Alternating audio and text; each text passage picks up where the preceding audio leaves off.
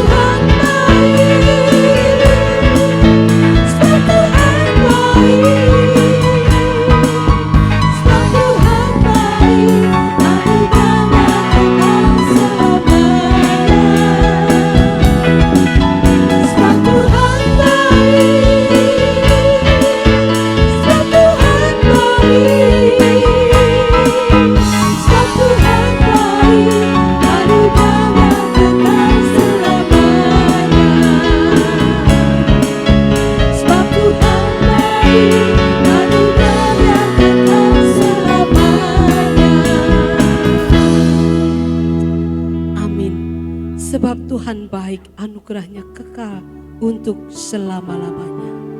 Kita sekali kembali lagi menaikkan pujian. Bapa, Engkau baik.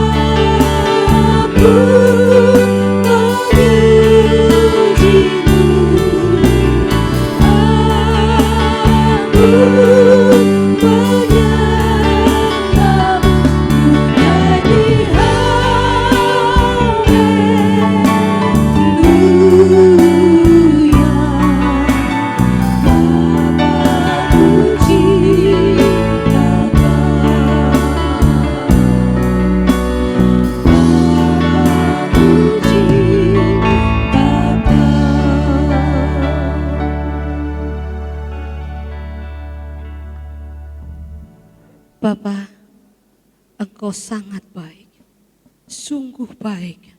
Engkau tidak pernah lepas di dalam kehidupan kami. Kasih-Mu senantiasa bersama-sama dengan kami. Bapa, kami sungguh mencintai Engkau lebih dari segalanya. Saat ini Tuhan Yesus, kami menyerahkan ibadah kami. Walaupun kami masih beribadah di rumah, namun kami percaya bahwa Engkau hadir bersama-sama dengan kami. Setiap anggota keluarga yang beribadah pada saat ini, pada pagi hari ini, sehingga kami semuanya akan diberkati dan nama Tuhan dipuji, dimuliakan. Terima kasih Tuhan Yesus, berkati setiap anak-anak-Mu semua yang masuk dalam ibadah pada hari ini. Kami serahkan ibadah kami dari awal hingga akhirnya nanti ke dalam tangan kuasa-Mu. Engkau terus akan memimpin kami, Engkau akan mengurapi kami, Engkau akan memberkati kami, sehingga nama-Mu boleh dipuji, dimuliakan. Terima kasih Bapa, terpujilah Engkau. Di dalam nama Tuhan Yesus kami berdoa dan mengucap syukur. Amin. Bapak Ibu, berkat Tuhan senantiasa mengalir dalam setiap kehidupan kita. Tuhan tidak pernah mengurangi berkat yang akan diberikan kepada kita. Walaupun saat-saat sulit seperti masa pandemi seperti ini, kasih-Nya, berkat-Nya terus mengalir dalam kehidupan kita. Saat ini kita akan mengembalikan sebagian berkat yang Tuhan sudah berikan bagi kita dengan persembahan yang akan kita berikan bersama-sama.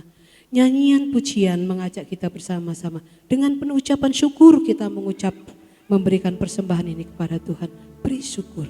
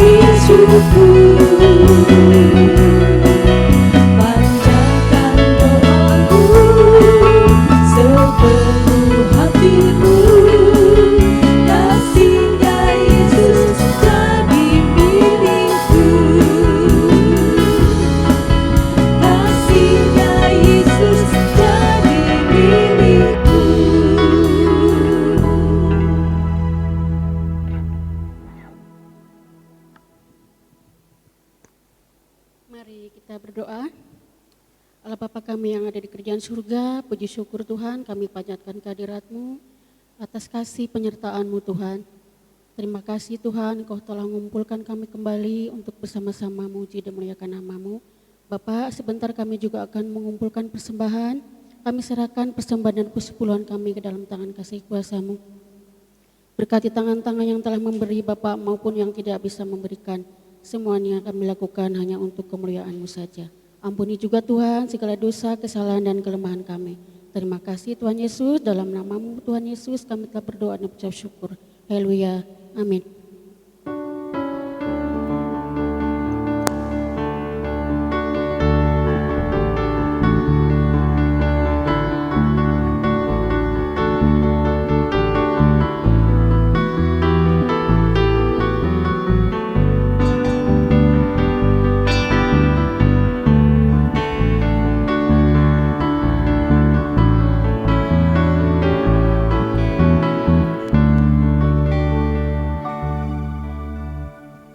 Nama Yesus yang memberi kemenangan dalam setiap pergumulan kita, setiap persoalan kita.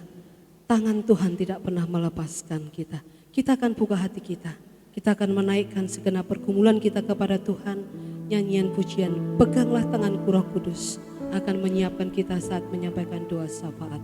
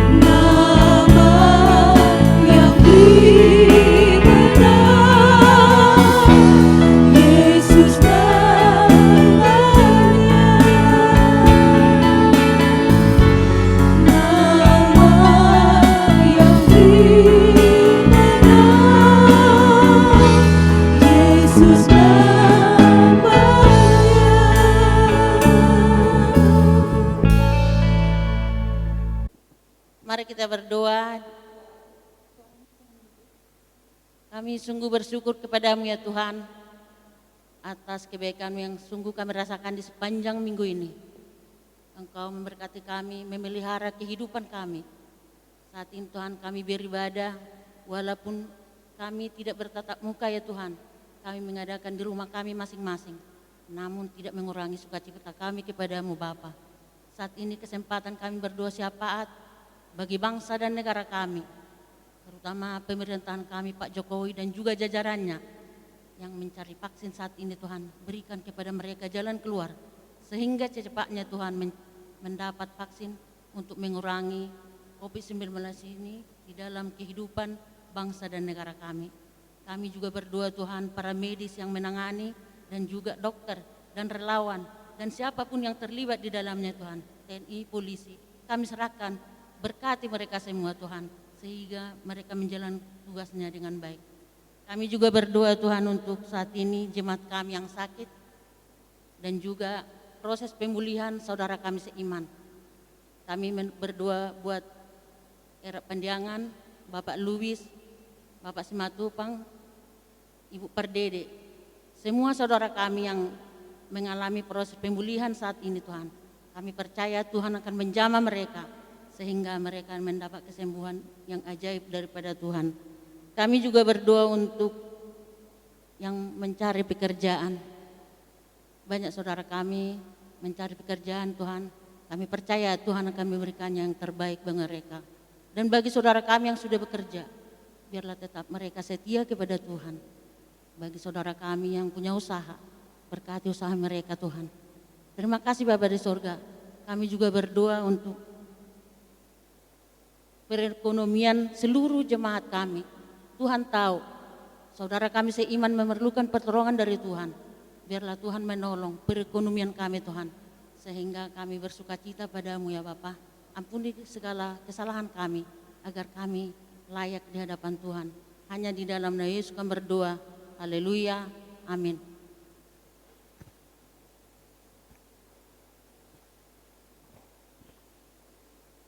Saat Tuhan Yesus akan memulihkan keadaan kita, seringkali kita ditempa begitu hebat, seolah-olah kita tidak mengerti apa yang harus kita lakukan.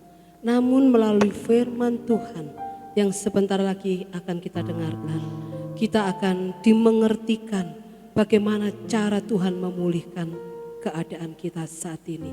Bagaimanapun, apapun kondisi kita saat ini. Namun terlebih dahulu, nyanyian pujian yang akan disampaikan oleh Ibu Lucy akan menyiapkan hati kita untuk mendengarkan firman Tuhan.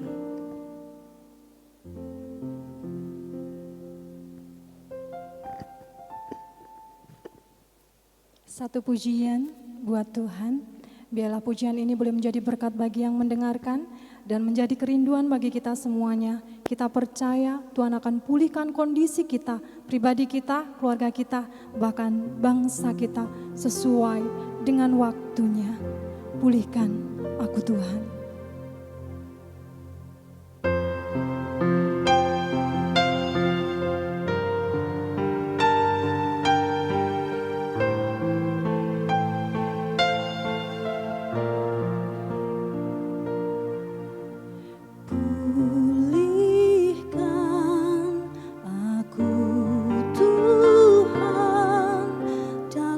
Sisa hidupku ini.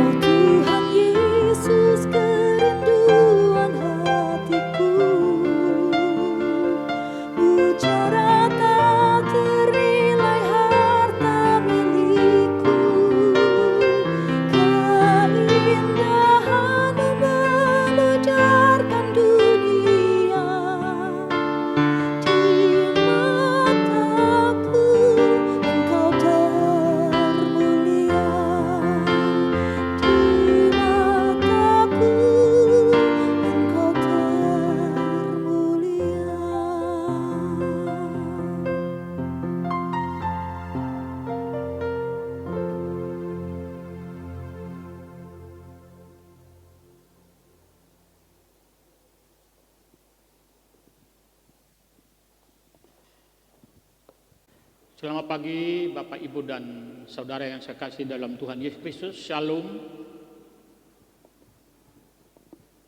Judul khotbah saya pada pagi hari ini adalah Tuhan yang menyesah, tapi Tuhan juga yang memulihkan. Diambil dari kitab Ibrani pasal 12 ayat 8 yang berkata, Tuhan menghajar orang yang dikasihinya dan menyesah orang yang diakuinya sebagai anak. Namun sebelum kita mendengarkan firman Tuhan lebih lanjut, mari kita berdoa. Bapa Surgawi, inilah kami, anak-anak-Mu yang mengasihi Engkau, tetapi Engkau sudah lebih dulu mengasihi kami. Kami rindu diberkati, kami rindu diarahkan hidup kami melalui firman-Mu. Kami rindu ditemplak kalau kami berjalan tidak sesuai kehendak-Mu melalui firman-Mu ini, oleh kuasa Roh Kudus. Karena itu, biarlah Engkau sendiri yang bersabda di dalam hati kami masing-masing. Engkau sendiri yang mengurapi kami, terutama hamba-Mu, supaya hanya kehendak-Mu semata-mata yang hamba sampaikan. Terpujilah Engkau Tuhan Yesus, dalam nama-Mu kami berdoa dan mengucap syukur. Haleluya. Amin. Bapak, Ibu, dan Saudara yang saya kasih dalam Tuhan Yesus, sesuai dengan firman Tuhan dari Yohanes pasal 1 ayat 12. Setiap orang yang menerimanya akan diberi kuasa menjadi anak-anak Allah, yaitu orang yang percaya kepada Dia. Karena itu kalau Bapak, Ibu, dan Saudara sudah percaya kepada Tuhan Yesus dan menerima Dia sebagai Tuhan dan Juru Selamat pribadi, berarti Bapak, Ibu, dan Saudara adalah anak-anak Allah yang dikasihinya. Anak-anak Allah yang mewarisi segala kekayaan dan hikmat Tuhan. Tapi ini bukan berarti kalau Bapak, Ibu, dan Saudara adalah anak-anak Allah, anak-anak Tuhan Yesus Kristus, berarti saudara tidak mengalami masa-masa sulit. Saudara tidak mengalami masa-masa krisis dalam hidup ini. Saudara tidak mengalami kesulitan yang luar biasa. Mengapa? Karena sebagaimana judul khotbah tadi adalah justru Tuhan seringkali menghajar anak yang dikasihinya. Tuhan melukai, tapi satu hal yang pasti, Tuhan juga yang akan memulihkan dan menyembuhkannya. Karena itu kita perlu belajar dari firman Tuhan ini, yaitu dari Ibrani pasal 12 ayat 5-17. Sehingga kita mengerti maksud dan tujuan firman Tuhan ini. Kita mengerti apa maksudnya hajaran Tuhan. Apa maksudnya Tuhan melukai dan Dia juga yang menyembuhkan. Yang pertama adalah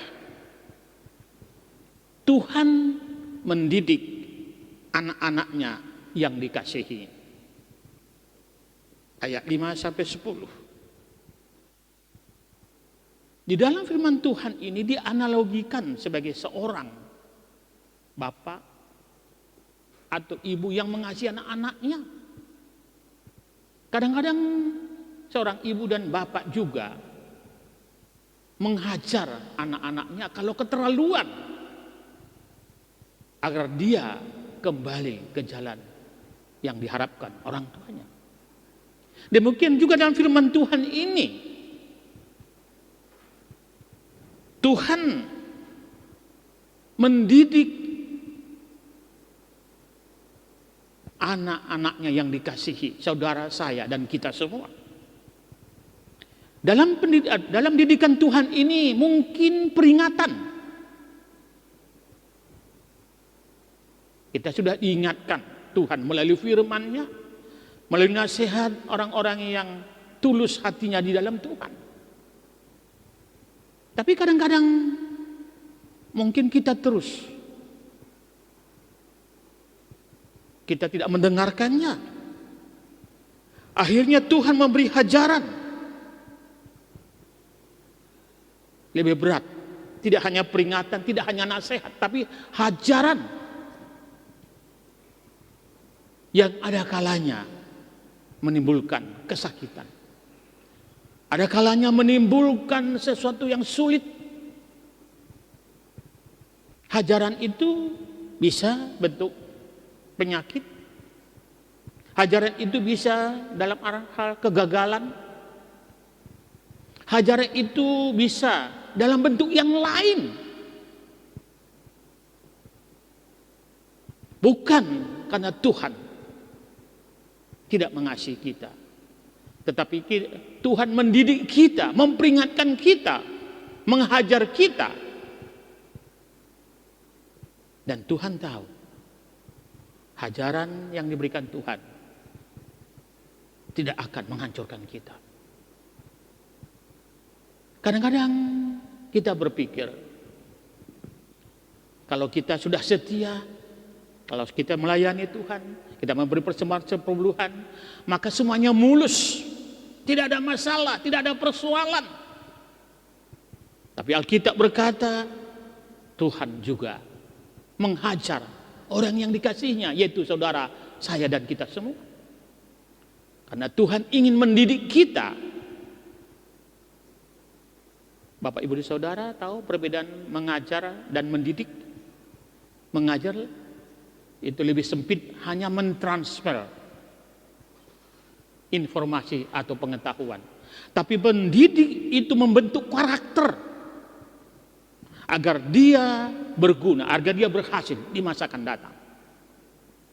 Ini juga tujuan didikan Tuhan kepada anak-anak yang dikasihi, agar kita berubah karakter-karakter kita, memiliki integritas yang sesuai dengan firman Tuhan, sehingga di masa akan datang kita berhasil.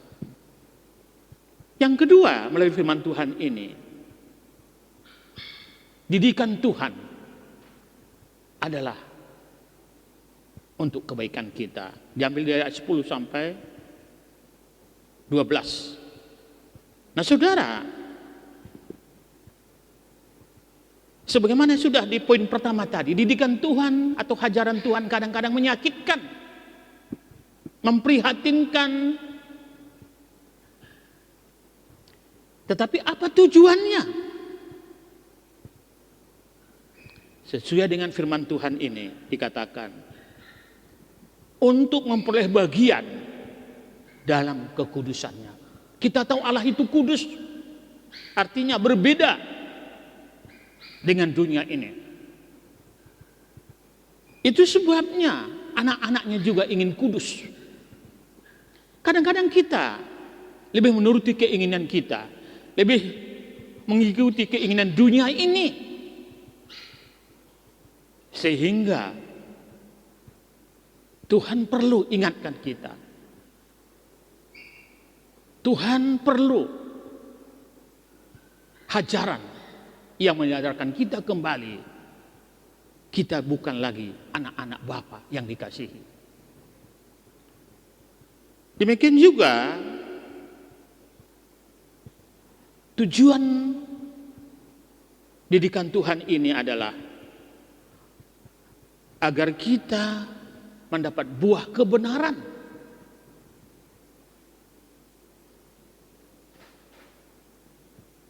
Tetapi juga agar kita menikmati damai sejahtera. Damai sejahtera adalah sesuatu yang berharga dalam hidup ini. Dan itu hanya bisa diberikan Tuhan kepada anak-anaknya. Tapi seringkali kita merindukan damai sejahtera, tapi kita sendiri tidak hidup di dalam kehendak Tuhan.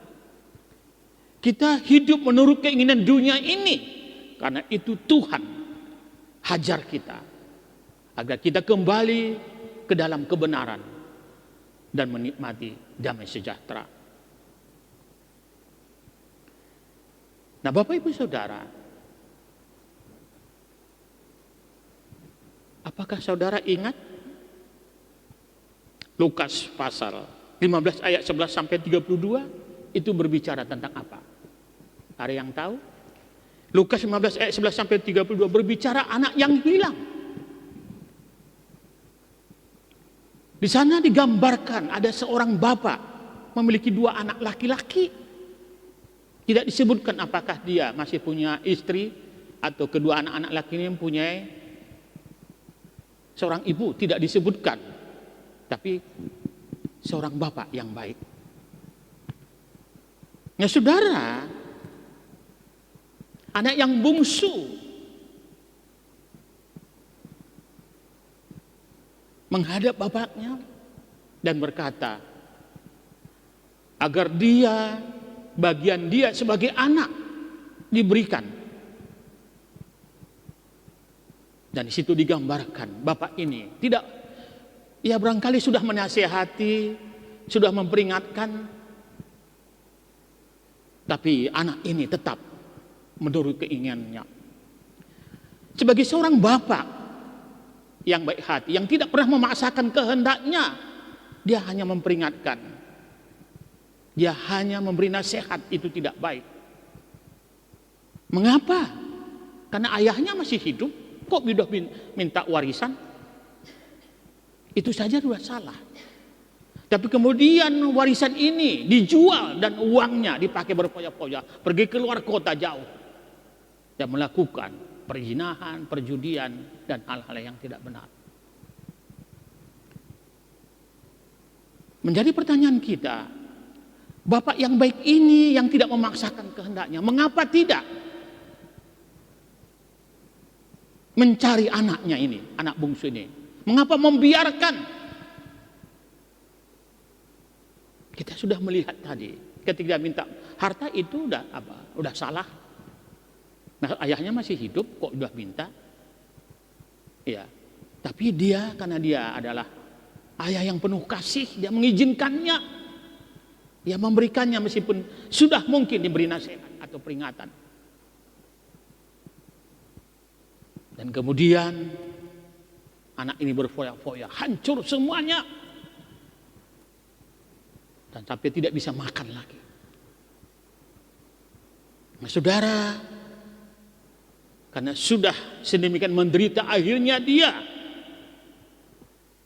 bekerja kasar, itu memberi makan babi. Padahal orang Yahudi, orang Israel itu paling dianggap najis babi. Tapi karena tidak ada pilihan, perutnya semakin lapar, tidak punya miliki apa-apa lagi, dia rela bekerja di pembelihan babi. Tapi itu pun tetap kelaparan karena gaji yang diterima tidak cukup. Akhirnya dia ingin mengambil sisa-sisa makanan babi. Itu pun tidak dikasih pemiliknya. Lalu dia sadar. Ya, sadar dia. Di rumah bapak saya banyak pekerja, semuanya gemuk-gemuk, sehat-sehat, dan gajinya cukup. Saya menderita. Ya saudara, dia menyesal. Tapi menyesal tidak cukup. Sama seperti Yudas dan Petrus. Yudas menyesal sudah menjual Tuhan, dia sudah melemparkan uang. Tapi hanya sekedar menyesal. Petrus juga menyesal. Tapi dia bertobat. Penyesalan harus diikuti dengan pertobatan dan datang kepada Tuhan. Ini yang dilakukan anak yang hilang ini, anak yang bungsu ini. Dia menyesal, tapi dia bertobat. Buktinya apa? Dia datang kepada orang tuanya dan dia siap. Kalaupun dihajar, diusir, bahkan dianggap dia hanya sebagai orang upahan, dia siap. Itulah pertobatan. Banyak orang berkata bertobat, saya bertobat, tapi sebenarnya tidak bertobat, hanya menyesal. Menyesal apa? Mungkin dia takut akibatnya. Misalnya kalau dia penjara, dia sudah di penjara, dia berpisah dengan keluarganya. Dia bilang bertobat, tapi tidak sebenarnya. Dia hanya Menyesal karena nanti dia akan menderita, tidak bertemu dengan istri dan anaknya. Ya. Banyak orang seperti itu, bahkan justru dia tahu salah tapi dinikmati. Kalau memang dia mau bertobat, apa sulitnya, bukan? Apa sulitnya? Tapi seringkali orang hanya ketika melakukan kesalahan, ketika melakukan dosa dia menyesal tapi tidak diikuti dengan langkah pertobatan.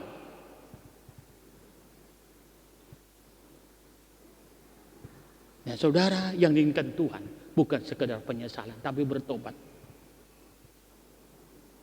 Tanpa pertobatan dia akan hancur. Petrus kembali datang kepada Tuhan. Dan Tuhan pulihkan sebagaimana Bapak Ibu Saudara bisa baca dalam Yohanes pasal 21. Bapak Ibu Saudara, Allah kita, Bapa kita adalah Allah yang kasih. Ia mengasihi kita. Tapi kadang-kadang kita dibiarkan, dihajar, sama seperti Bapak ini membiarkan anaknya mengalami kepahitan, kesulitan agar dia sadar dan bertobat. Kadang-kadang kita salah bersikap. Kita hanya melihat kasih Tuhan, tapi tidak melihat disiplin Tuhan. Sebenarnya disiplin, ya, itu juga termasuk didikan Tuhan. Bapak Ibu dan Saudara, mari kita ingat bahwa Tuhan menghajar orang yang dikasihi. Tuhan mendidik orang yang dikasihi. Dan didikannya itu tujuannya baik. Agar kita memiliki kekudusan Tuhan. Agar kita memiliki buah kebenaran. Agar kita memiliki damai sejahtera. Tapi penyesalan tidak akan cukup kalau tidak diikuti pertobatan. Jangan lakukan dalam hidup ini menurut perasaan saya, menurut kata-kata orang lain yang mungkin persoalannya sama dengan kita. Tapi ikutilah apa kata Tuhan. Dan itu yang paling benar. Jangan memaksakan pikiran kita, kehendak kita. Biarkan Tuhan bekerja. Tuhan juga menghajar orang-orang yang dikasihinya untuk tujuan kebaikan. Dan yang ketiga, Bapak Ibu Saudara, bagaimana sikap kita dalam menghadapi didikan Tuhan? Sesuai dengan firman Tuhan tadi, ayat 5 dan ayat 13. Yang pertama, jangan anggap enteng didikan Tuhan. Apa maksudnya enteng? Remeh, tidak peduli. Kadang-kadang ada orang merasa kalau orang Tuhan itu baik, dia tidak peduli, bahkan menikmati dosa. Ya, menikmati dosa. Dan akhirnya dia semakin tenggelam. Tuhan, saudara tahu, dalam Galatia pasal 6 dikatakan, Tuhan tidak dapat dipermainkan. Apa yang ditabur orang akan dituai. Karena itu, kalau saat ini kita menderita, karena kesalahan kita, itu didikan Tuhan. Jangan anggap enteng. Ya. Jangan hanya menyesal. Bertobatlah sungguh-sungguh demi masa depan. Agar kita mendapat damai sejahtera. Kemudian dikatakan juga, jangan putus asa. Itu penting. Kalau kita putus asa ketika kita mengalami krisis dalam hidup ini, mungkin bukan karena kita, mungkin karena orang lain, keluarga kita, saudara kita, putra-putri kita. Bahkan seperti COVID ini kita tidak. Jangan pernah putus asa. Karena Tuhan yang menyesah kita, tapi Tuhan juga yang memulihkan. Allah itu baik. Sama seperti lagu yang disampaikan oleh Ibu Lucy tadi. Allah itu baik. Dan selalu ada harapan, karena Tuhan pasti memulihkan. Karena Ia yang menyesah, Ia yang melukai. tapi ia juga akan memulihkan dan menyempurnakan. Asal kita mau sungguh-sungguh dididik dan dibentuk Tuhan. Kemudian dikatakan, kuatkanlah tangan yang lemah dan lutut yang goyah. Ya, mungkin tangan kita saat ini lemah, lutut kita. Kuatkan agar kita terus bisa berdoa. Ya. Ketika saudara saat ini mengalami masa-masa sulit, teruslah berdoa.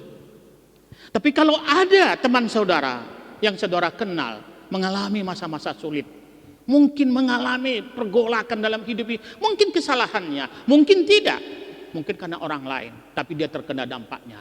Jangan menghakimi, jangan menghakimi.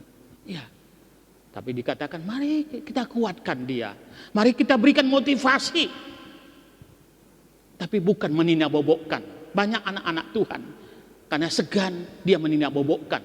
Ya salah tetap salah. Jangan bermain-main dengan kasih Tuhan. Apa yang ditabur orang dituai. Karena itu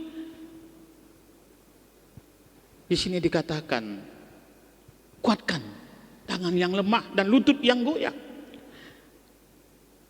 Luruskan jalan bagi kakimu, sehingga yang pincang jangan terpelecok, tapi menjadi sembuh. Ini penting. Ya. Sikap kita terhadap didikan Tuhan. Jangan putus asa, jangan anggap remeh.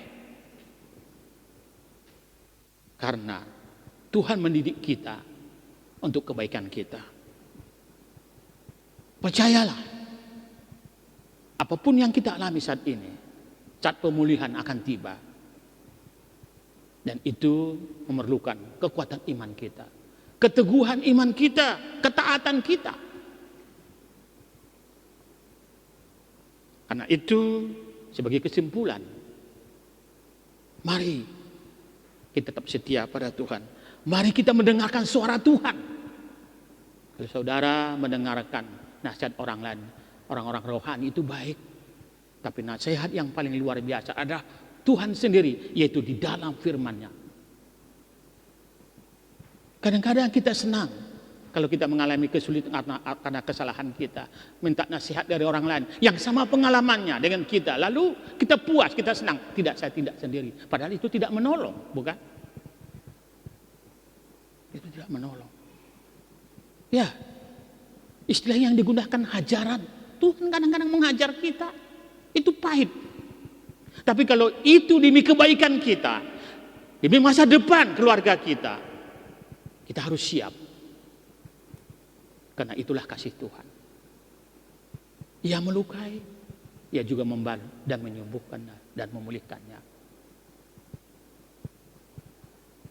Dan itu pasti terjadi. Amin, mari kita berdoa.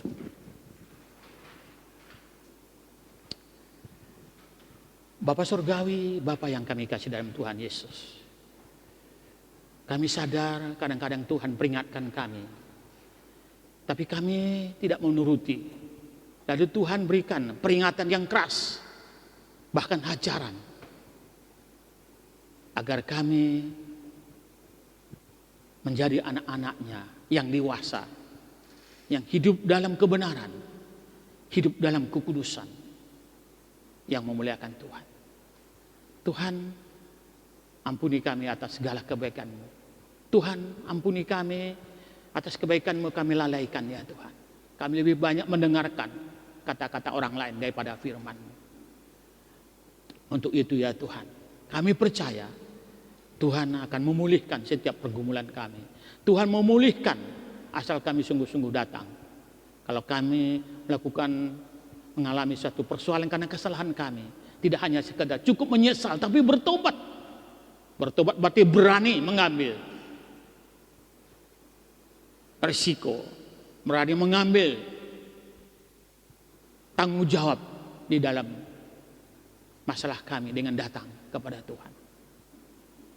Terima kasih Tuhan, terima kasih. Terpujilah Engkau Tuhan Yesus. Mari Bapak, Ibu dan Saudara, kita akhiri ibadah ini. Terimalah berkat-berkat Tuhan. Biarlah kasih karunia dari Tuhan Yesus Kristus, anugerah dari Allah Bapa, serta pesuruh Roh Kudus menyertai kami semua sekarang sampai selama-lamanya. Di dalam nama Tuhan Yesus kami sudah berdoa dan mengucap syukur. Haleluya. Amin.